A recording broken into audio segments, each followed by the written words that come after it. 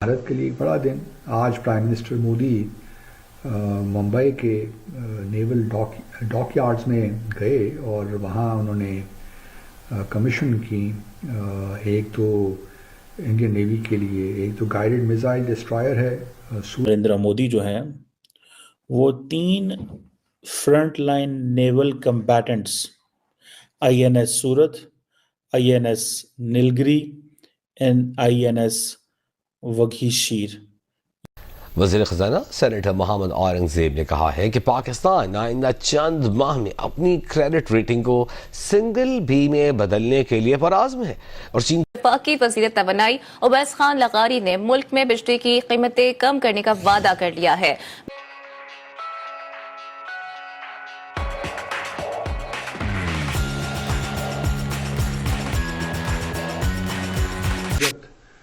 پھر اس کے بعد اسٹیلتھ فریگیٹ ہے نیلگری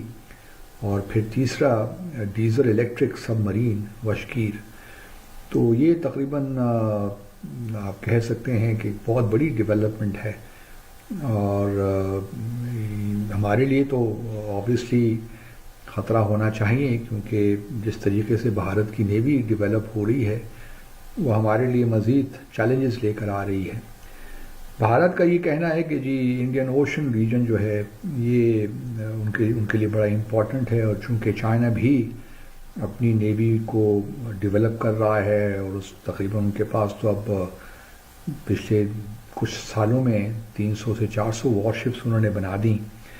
تو جو ان کی ڈپلائمنٹ ہے ابھی بھارت وہاں تک تو نہیں پہنچا لیکن کوشش اس کی پوری ہے کہ وہ جو گیپ ہے چائنا اور بھارت کے درمیان اس کو فل کر لے. لیکن یہ خطرات ہمارے لیے بھی ہیں کیونکہ بھارت کے ساتھ جس قسم کے ہمارے تعلقات ہیں وہ ہم جانتے ہیں. اسی طرح ایئر کرافٹ کیریئرز بھی بھارت نے ڈپلائی کیے ہوئے ہیں.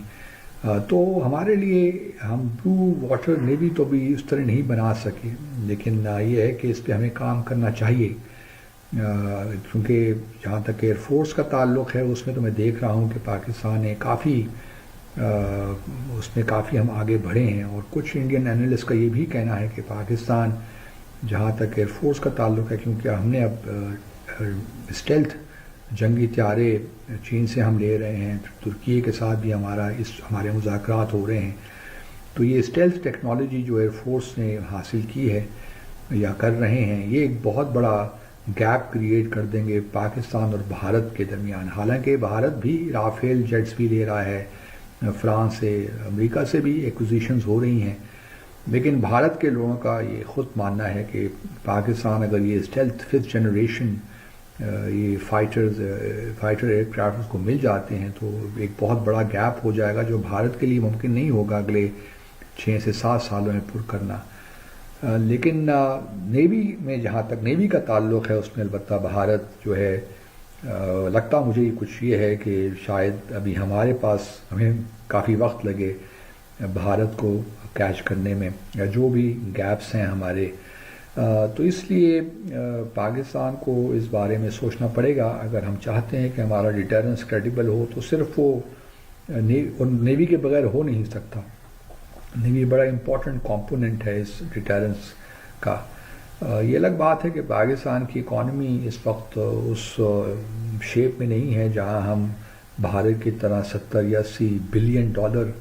ہم اپنے دفاع پہ خرچ کر سکیں لیکن ہمارا چونکہ دفاعی جو بجٹ ہے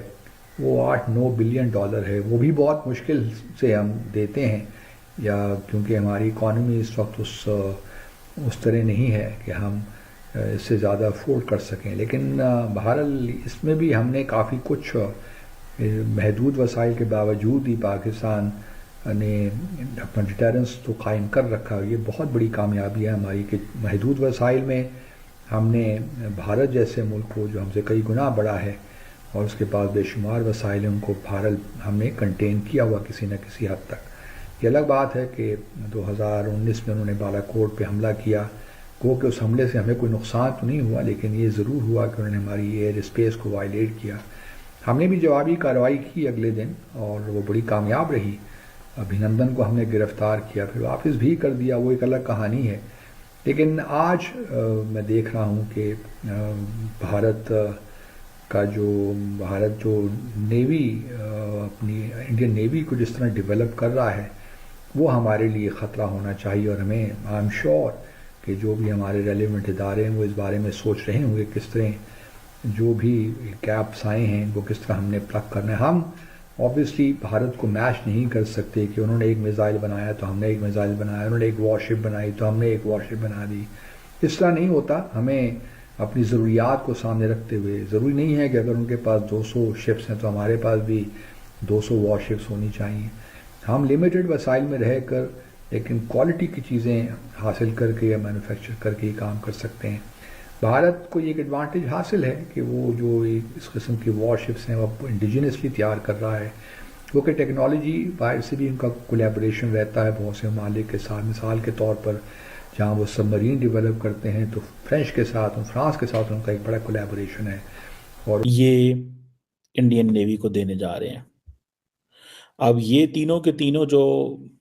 پلیٹ فارمز ہیں، تینوں کے تینوں جو سمجھ لیں کہ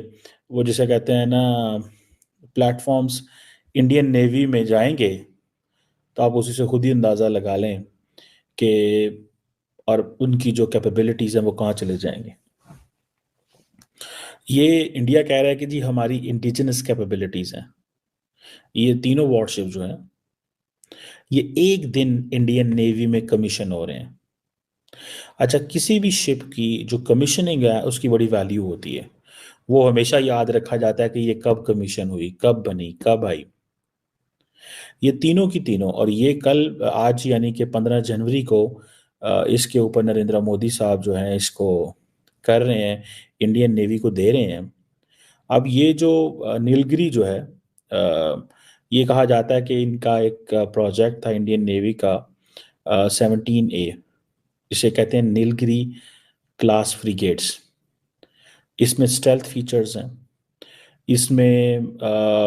جو ریڈار جو ہے اس کے جو سگنیچرز ہیں وہ کافی زیادہ ریڈیوس ہوتے ہیں۔ State of the art technology ہے صحیح معنوں میں اگر دیکھا جائے۔ دوسرا جو صورت ہے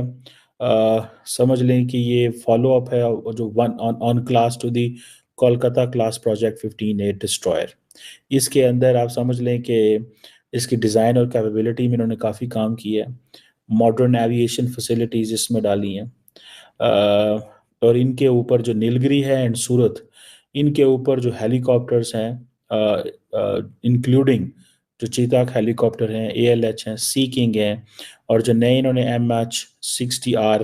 جو انڈکٹ کیے ہیں وہ بھی اس کے اوپر آ سکتے ہیں، اور یہ ڈے اینڈ نائٹ آپریشن کر سکتے ہیں۔ اور ان کے ظاہری بات ہے یہ کیونکہ اسپیسیفک اکوموڈیشنس ہیں، کافی بڑا سائز ہے، انڈیا کی جو وومن سیلرز ہیں آفیسرز ہیں اس کے لیے بھی یہ چلے گا۔ اب یہ جو چیز ہے، اب آپ امیجن کریں کہ انڈین نیوی جو ہے پروجیکٹ 75 ہے، اس کا سمجھ لیں کہ ایک ورسٹائل ڈیزل الیکٹرک سب مرین ہے، اور یہ بہت ساری مشنز کر سکتی ہے، اینٹی سرفیس وارفیئر بھی کر سکتی ہے، اینٹی سب مرین وارفیئر بھی کر سکتی ہے، انٹیلیجنس گیدرنگ بھی کر سکتی ہے، ایریا سرویلنس بھی، اسپیشل آپریشن بھی کر سکتی ہے، اور اس کے ساتھ وائر گائیڈڈ ٹورپیڈوز ہیں، اینٹی شپ میزائل اس کے اندر ہیں، ایڈوانس سونار سسٹمز اس کے اندر لگے ہوئے ہیں۔ سو اس کو یہ آپ دیکھ لیں کہ یہ اینڈ دین پھر یہ ایئر انڈیپینڈنٹ پروپلشن ٹیکنالوجی کی بھی انٹیگریشن اس کے اندر موجود ہے۔ سو یہ آپ سمجھ لیں کہ وہ کہہ رہے ہیں کہ جی یہ جو یہ تینوں کے تینوں جو پلیٹ فارم ہیں یہ ڈیزائن ہوئے ہیں، کنسٹرکٹ ہوئے ہیں، ٹھیک ہے جی،